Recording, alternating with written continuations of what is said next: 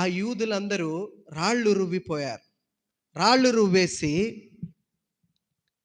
పౌలు గారిని కొట్టారు బాగా. కొన ప్రాణంతో తనని ఇక చనిపోయాడు అనుకోని కొన ప్రాణంతో వదిలేశారంట. చనిపోయాడు అనుకున్నారు, కానీ కొన ప్రాణం ఉంది. చూడండి ఆ వాక్యాన్ని మనం చదువుకుందాం. అపోస్తులుల కార్యములు 14వ అధ్యాయము 19వ వాక్యాన్ని మనం చదువుకుందాం. అంతియోకియ నుండి ఈకొనియ నుండి యూదులు వచ్చి జన సమూహములను తమ పక్షముగా చేసుకొని పౌలు మీద రాళ్ళు రువ్వి అతడు చనిపోయినని అనుకుని పట్టణము వెలుపలికి అతనిని ఈడ్చిరి. చాలండి, చదవబడిన వాక్య నిమిత్తం ఒక చిన్న ప్రార్థన చేసుకుందాం. మమ్మల్ని మిక్కిలి కాచి కాపాడిన మా ప్రియ పరలోకపు తండ్రి, గనుడాని యొక్క ఘనమైన నామమునకి లెక్కలేని వందనాలు, స్తుతులు, స్తోత్రాలు. చదవబడిన ఈ వాక్యము ద్వారా మాతో ఏమైతే మాట్లాడదలుచుకున్నారో ధారాళముగా సూటిగా మాట్లాడి మీరే మహిమ పొందుకోండి. వినిన ఈ మాటల్ని మా హృదయాలలో మేము భద్రపరుచుకొని మా జీవితాలలో అవలంబించుకునే కృపని సహాయం చేయమని యేసయ్య అతి పరిశుద్ధ నామములో మిక్కిలి అతి వినయంతో వేడుకొని పొందుకొని ఉన్నాం తండ్రి, ఆమేన్. ప్రియ దైవ జనాంగమా, దేవునిని రుచి చూచిన మనము ఏ రీతిగా ఉండాలో పౌలు గారి సాదృశ్యముతో ప్రభు మనతో మాట్లాడుతున్న మాట ఏంటంటే, పౌలు గారు తన పరిస్థితిని ఏ రీతిగా తన యొక్క ప్రతికూలతని ఉన్నా కానీ ప్రతికూల ఆ యొక్క సమయాలలో కూడా దేవుని వైపే ఏ రీతిగా ఉన్నాడో ఈ వాక్యాన్ని బట్టి మనం అర్థం చేసుకోవచ్చు. ప్రేమ చూపించడములో, దేవునిని ఆరాధించడములో పౌలు గారు మనకు ఒక గొప్ప సాదృశ్యం అండి.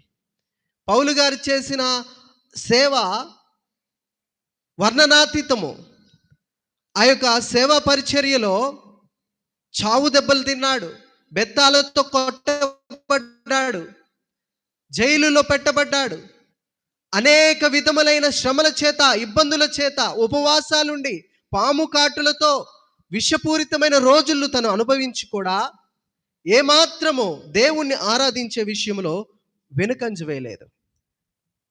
మనం చూస్తూ ఉంటే ఇప్పుడు చదివిన వాక్యం గొప్ప పెద్ద ఉదాహరణ. అతను పడిన శ్రమలు ఉన్నా కానీ దేవుని దగ్గర ప్రభువా నేను ఇంత బాధపడుతున్నానయ్యా అని ఏడవలేదట.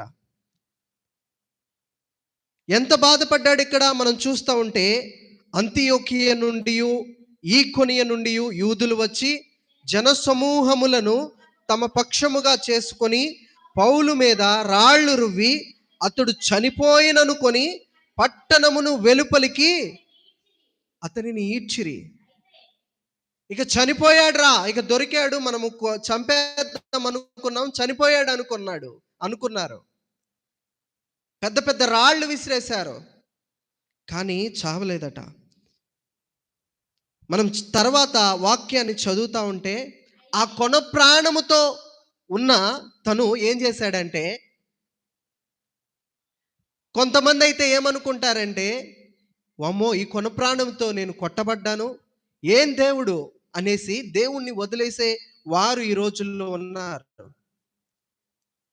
ఈ కొంచెము ప్రాణముతో నేను ఎలాగోలో బ్రతకాలి అనేసి నానా విధములుగా బ్రతికేవారు ఈ లోకంలో ఉన్నారు. ఏం దేవుడురా బాబు, ఈ రీతిగా నేను ఇబ్బంది పడుతున్నాను దేవునిలో,